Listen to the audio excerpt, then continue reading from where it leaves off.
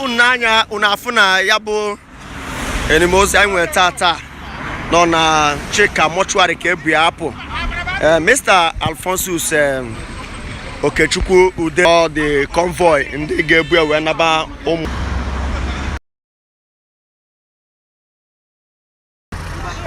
okay una hugo oye ane tata Mr. Alphonsus Okechukwu Udeh ona akuma Umuaga no the local government area in Enugu state aina shikambro ogbe ana uzurika na ndokpa aivuziana ai agbadawa na be ya chika mortuary be ha na hapu keta so ebe obu ni isi eso line na Mokwe TV no wani ne ime ka imala ebe no imala ya na agwa ndezi no no ihe mele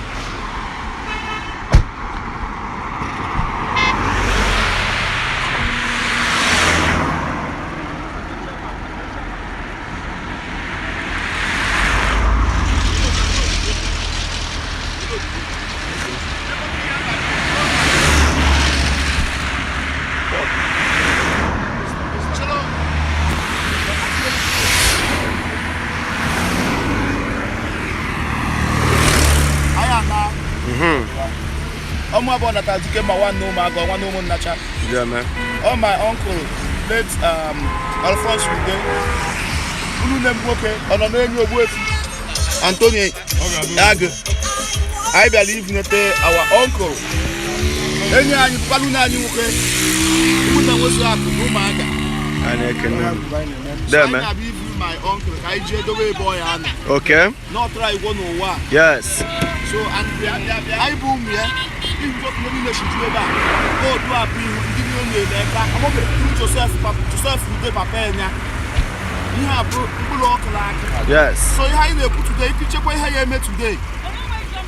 Nothing yet about church area. Yes. Do I know more than Yabaqualo? Chagaria Nimo, yes. Because Bosoya Shopakata. Yes. I know about I can hear you. There, man.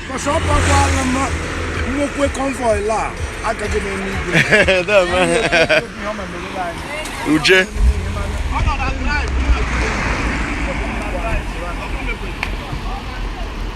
start to go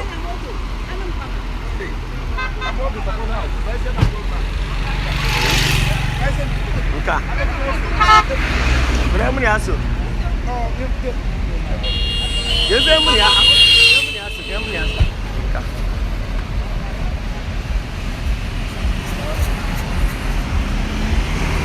I can give you updates. Kiyabi Heshaga.